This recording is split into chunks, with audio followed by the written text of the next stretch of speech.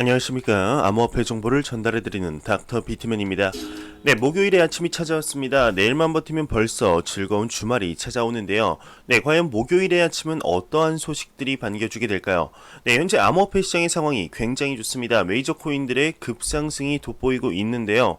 네, 마치 2017년 12월 불장의 초입을 보는 듯한 모습입니다. 네, 이러한 와중에 비트코인의 대규모 이체 소식이 나왔습니다. 비트코인의 대규모 이체가 220억 원 규모가 이루어졌는데 OKEX 거래소에서 코인베이스 거래소로의 이체가 발생을 했습니다.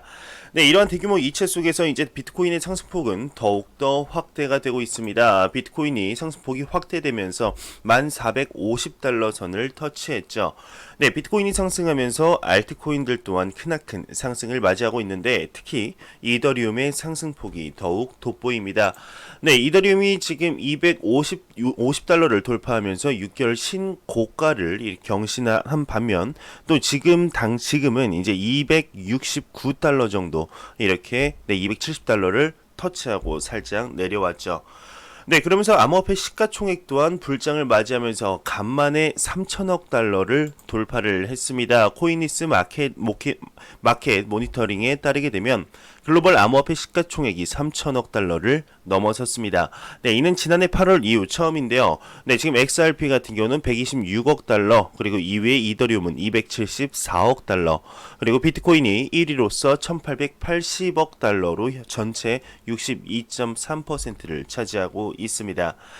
네, 아주 좋습니다. 지금 이러한 장이 이어진다면 지금보다 더욱더 높은 상승을 기대해 볼 수 있겠죠. 네, 심리적 저항선으로 여겨졌던 비트코인이 10,000달러를 돌파하면서 고삐 뿔린 망아지 마냥 높게 상승을 하는 것을 볼 수 있는데요. 네, 지금 현재 투기적인 심리가 더해지고 있는 것은 아닌가 싶습니다. 네, 현재 이러한 심리가 돋보이는 내용이 나왔습니다. 한번 보도록 하겠습니다. 네, 한 분석에서는 비트코인이 과매수다, 2017년 12월 이후 최고 수준이다 언급을 했습니다. 네, 비트코인 3일 차트 자금 흐름 지표에 따르게 되면 비트코인 가격이 사상 최고치에 달했던 2017년 12월 이후 최고 수준의 과매수 양상을 보이고 있다, 코인데스크가 전했습니다. 네, 비트코인이 1350달러 저항선 이상에서 가격을 다지지 못할 경우에는 9800달러 수준으로 되돌림할 수 있다는 진단인데요. 네, 다만 9100달러 지지선을 유지할 경우 전반적인 강세 흐름이 유지될 수 있다, 이렇게 덧붙였네요. 네, 여기서 이제 자금 흐름 지표라는 것은 거래량을 기준으로 과매수인지 과매도인지 식별하기 위한 기술적 지표라고 하는데, 네, 최근 3일 비트코인 차트에서 MFI 이제 비트코인 3일 차트 자금 흐름 지표는 86까지 상승을 했다고 합니다. 이 값이 이제 80 이상이면 보통 과매수로 판단을 한다, 이렇게 얘기하고 있네요. 네, 현재 강세 흐름이 쭉 이어졌으면 좋겠다, 이런 생각이 드는데, 네, 얼마나 오랫동안 기다린던 이런 순간인지 모르겠습니다. 그 많은 사람들이 비트코인, 암호화폐는 도박이다, 투기다 했던 것들이 어느 정도 보상을 받는 순간인데요. 네, 아직까지 홀더들은 더욱더 큰 상승을 기다리는 것이 사실이죠. 네, 암호화폐 유명 애널리스트 탐리 같은 경우는 이제 1만 달러를 회복할 경우에 4만 달러에 도달할 것이라고 예상을 했는데요. 네, 솔직히 이제 4만 달러까지는 아니더라도 이들을 꾸준히 상승하여서 2017년 최고점이었던 2만 달러까지는 무사히 진입을 하길 진심으로 바라보겠습니다. 네, 현재 암호화폐 시장이 상승을 하면서 많은 매체에서 조금씩 다루고 있습니다. 영국의 유명 매체인 BBC에서 이에 관해 언급을 했습니다. 보도록 하겠습니다. 네, 영국의 BBC가 이제 블록체인은 혁명이다, 이제 막 첫걸음을 시작했다 언급을 했습니다. 네, 영국 BBC가 BBC 칼럼이 블록체인 혁명, 이제 막 첫걸음을 떼다라는 칼럼을 통해서 블록체인은 이제 단순 신생 기술의 발전을 의미를 넘어서 전통 데이터 베이스를 대체할 최적의 대안으로 주목받고 있다, 이렇게 전했습니다.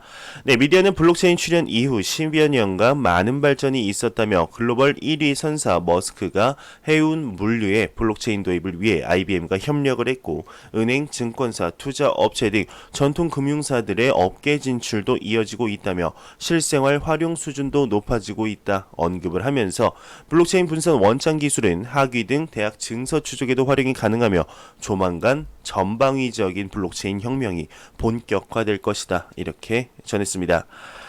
네, 지금 영국 매체 BBC에서 이렇게 언급을 한 것을 보았습니다. 이제 막 언급이라는 이런 이제 막 시작이라는 언급이죠. 네, 블록체인이 산업에 도입이 될수록 그 전신인 암호화폐는 같이 갈 수밖에 없는 존재인데요. 네, 현재 많은 산업에서 블록체인 기술을 도입하는 것을 볼 수 있습니다. 네, 사진에서 보시듯이 이제 예스올 같은 경우는 블록체인을 도입하여 전자 계약서를 사용하고 있죠. 네, 미 연방도로청의 경우도 고속도로 혁신에 블록체인을 이렇게 도입을 검토하고 있습니다. 그리고 이제 포항공과대학 즉 포스텍의 경우도 이제 그 졸업자의 증명서가 블록체인으로 현재 도입이 되고 있는데요. 보호가 되고 있는 것이죠. 네, 현재 알려드린 것은 이제 빙산의 일각이라는 것은 여러분들도 잘 아시리라 생각이 됩니다. 계속해서 증가하는 블록체인 산업 도입이 암호화폐 산업의 인식의 재고가 이루어지는데 도움이 되지 않을까 이러한 생각이 드네요. 네, 중국 하면은 이제 암호화폐, 비트코인의 채굴의 메카라고 떠오르실 텐데요. 현재 이 메카가 중국에서 북미로 바뀌고 있다고 합니다. 네, 과연 무슨 이유에서인지 한번 보도록 하겠습니다. 네, 그레이스케일의 CEO는 지금 비트코인 채굴 지배 거점이 중국에서 북미로 바뀌고 있다고 합니다. 네, 비트코인 채굴을 하는 채굴 거점이 바뀌고 있다 답한 것은 세계 유수의 암호화폐 자산 운용사 그레이스케일 인베스트먼트 창업자 겸 CEO 베리 실버트라고 합니다. 네, 2월 12일 열린 최신 그레이스케일 투자자 온라인 설명회에서 비트코인 시장과 CBDC의 최신 동향에 대해 언급을 했는데, 네, 채굴 거점도 중국이 지배하던 상황에서 점차 북미로 옮겨가고 있다 이렇게 언급을 하고 있습니다. 네, 그러면서 최근 3개월에서 6개월 수준의 추세로 중국에서 미국과 캐나다로 거점을 옮기려는 시도가 많다고 언급을 하고 있는데, 네, 현재 중국 채굴자들이 차지하는 해시레이트가 세계 점유율이 한 66%입니다. 네, 저렴한 전력 요금 애가세에 채굴기 하드웨어로 세계의 탑에 이제 대기업 비트메인 또한 미국 시장에 상장한 가나안 등 중국계 기업이 소프트웨어 영역을 지지하고 있는 것도 중국 시장이 우위성을 갖는 이유죠. 네, 구체적인 지역으로는 이제 쓰촨성이 주된 지역입니다. 그 외에 위구르 자치구와 내몽고가가 있는데, 네, 이번 그레이스케일의 투자자 온라인 설명회에서는 북미로 채굴자의 거점이 옮기고 있는 이유에 대해서 발언하지는 않았지만 채굴자가 실제로 거점을 이동하고 있는 것에 대한 근거로 채산성, 즉 채굴 생산성 라인을 확보할 수 있는 우위성을 중국 외의 지역에서도 확보할 수 있게 됐다 있는 것을 말할 수 있습니다. 네, 채굴 기업인 비트퓨리의 경우도 이제 중국 밖에 거점을 두는 회사입니다. 현재 카자흐스탄에서 채굴장을 건설하고 있는 지역에서 저렴한 전기세를 확보하기 위한 정부와 협상을 하는 등 포괄적인 대응 속에서 이제 우위성을 확보하고 있는데요. 네, 현재 쓰촨성의 경우는 비트코인 채굴 업자들이 전력난으로 인해 현지 당국으로부터 작업장 축소 압력을 받는 것으로 알려졌습니다. 네, 현재 발전량이 부족해지는 건기로 인해서 전력 수급에 어려움을 겪으면서 중국 이외의 지역을 기업들이 모색하고 있는 것은 아닌가 생각이 드는데요. 네, 과연 이러한 상황을 어떻게 타개해 나가게 될지 한번 봐야 될 것 같습니다. 네, 이런 소식과 더불어서 매일같이 나오는 리플에 관한 소식이 오늘도 또한 나왔습니다. 지금 파트너십에 관한 소식인데 이집트의 국립은행과 이제 국제 송금 분야에서 제휴를 맺었다고 합니다. 한번 보도록 하겠습니다. 네, 리플사가 이제 이집트 국립은행과 국제 송금 분야에서 제휴를 맺었습니다. 리플이 이집트 국립은행과 협력 협정을 체결했다고 하는데 해외 이집트인으로부터 송금을 받기 위한 새로운 송금 경로를 구축하게 된다고 합니다. 네, 이집트 은행이 이제 블록체인 관련 기술을 사용하는 것은 이번이 처음인 것으로 알려졌는데요. 네, 이집트 국립은행은 1898년에 설립된 이집트 최대의 역사가 있는 은행입니다. 네, 미사 부총재는 이제 리플 네트워크는 세계 300개 이상의 은행과 금융기관에 의해 활용되고 있다는 점을 언급을 했는데, 네, 이집트에서 지금 최대 규모인 이집트 국립은행과의 이번 합의에 따라서 파트너십에 따라서 네트워크 가입자 수가 대폭 증가할 것이다 예상을 하고 있습니다. 네, 리플 네트워크에 의해 제공되는 유동성으로 인한 혜택을 받아 외화 수익이 증가할 것으로 보고 있는데요. 네, 이번 파트너십에 있어서 보고서에서는 이번 합의에 따라 미국, 영국, 캐나다 등 다른 나라의 리플에 대응하는 은행과도 제휴할 가능성이 높아지고 있습니다. 네, 이번 파트너십 전에 파일럿 테스트도 실시를 했다고 하는데, 네, 리플사는 중동에도 큰 사업 기회를 찾고 있습니다. 네, 과거 리플사의 나빈 kup타의 경우는 중동이 세계 최대의 송금 시장이 되고 있고 5년 이내에 중동 국가의 송금 분야에서 여러 글로벌 브랜드가 태어난다 하더라도 무리가 없을 것이라는 의견을 표명했는데, 네, 특히 아랍에미리트에서는 자국 외국인 노동자의 대부분이 아시아권의 모국으로 송금을 실시하고 있습니다. 네, 그러면서 UAE 아랍에미리트를 연구로 하는 피나블러의 경우는 리플렛에 이제 가맹하여 태국으로의 송금 경로를 확보했죠. 쿠웨이트 국립은행도 리플의 엑스커런트를 기반으로 송금 서비스를 하고 있습니다. 네, 현재 국경을 넘는 거래의 대부분은 기존 은행과 결제 서비스 공급자가 차지하고 있고, 리플사는 보다 효율적이고 저렴한 대체 송금 경로를 제공하는 데 기회를 찾으며 사업을 건강하게 확장하고 있는데요. 네, 현재 리플사의 사업이 확장되는 만큼 리플 XRP의 가격 또한 높게 상승하고 있는데요. 네, 아직까지 리플 홀더분들은 만족을 하지 못하는 상태이죠.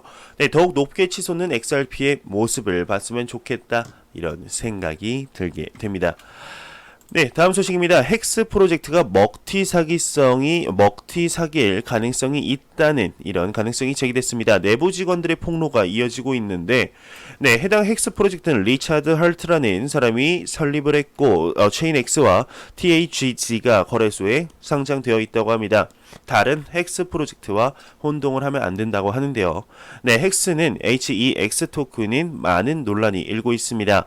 네, 헥스의 한 팀원은 일단 이게 먹튀일 가능성이 높다 언급을 했는데, 네, 지금 런 BTC라는 가명으로 운영되는 한 분석가는 오늘 저녁 헥스의 팀원 폴이 헥스의 시장 가치를 조작하는 것이 이제 분명하다고 생각하여 앱스토어에서 헥스2를 제거하고 있다는 내용의 진술로 보이는 스크린샷을 게재를 했습니다. 네, 요런 We are closing shop 이러면서 우리는 문을 닫을 거야 라는 뜻의 이런 멘트를 놓은 거죠.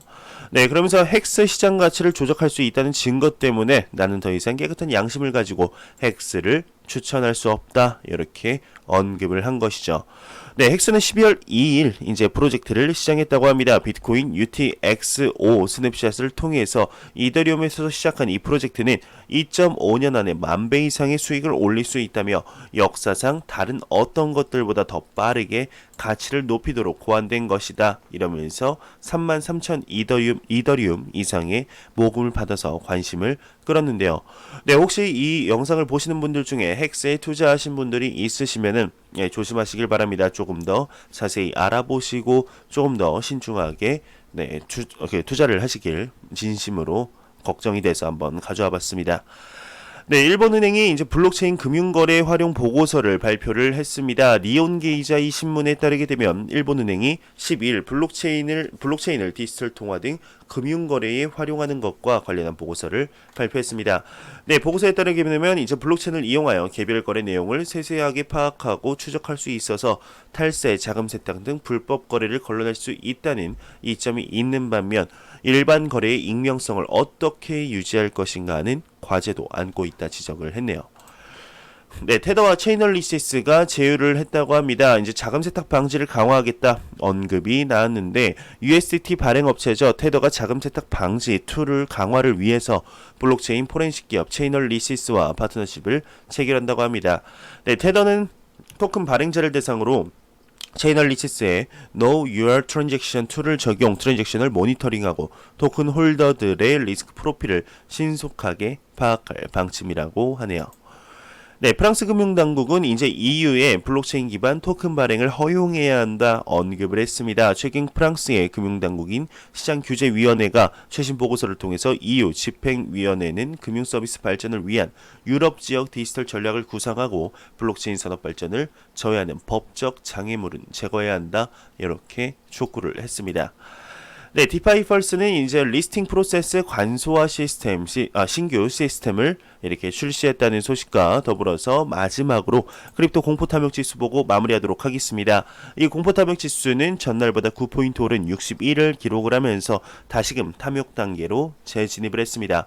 이 지수는 0이면 공포, 100이면 낙관이라고 보시면 되는데 2월이 지금 한 15일 정도 남았는데요. 약 2주 정도 남았는데 2월 말까지는 70, 80까지는 상승하는 모습을 볼 수 있으면 좋겠습니다. 네, 그러면 마지막으로 코인 마켓캡에서 가격 한번 보고 마무리하도록 하겠습니다. 코인 마켓캡에서 메이저 탑10 코인들 전반적으로 한번 보도록 하겠습니다. 네, 지금 비트코인 같은 경우는 1.27% 상승하면서 1200만원 돌파를 보여주고 있습니다. 이더리움도 12.56% 상승하면서 314원이 아니죠. 314원이면 큰일 납니다. 31만 4천원. 네, 리플 XRP 같은 경우는 9.14% 상승하면서 360원대를 보여주고 있네요. 네, 비트코인 도미너스 같은 경우는 꾸준히 내려가고 있습니다. 네, 61.9%로, 네, 하지만 그래도 암호화폐 시장에 매우 강력한 비트코인 시가총액 점유율을 볼 수가 있겠네요. 네, 제가 준비해온 소식은 여기까지입니다. 영상이 도움이 되셨다면 구독과 좋아요 그리고 광고 한 편만 처음부터 끝까지 시청해 주시기 바랍니다. 이 채널은 오직 광고 수익으로 운영이 되게 됩니다. 항상 영상 시청해 주시는 시청자분들, 구독자분들 너무나 감사합니다. 저는 다음 영상으로 찾아뵙도록 하겠습니다. 지금까지 닥터 비트맨이었습니다. 감사합니다.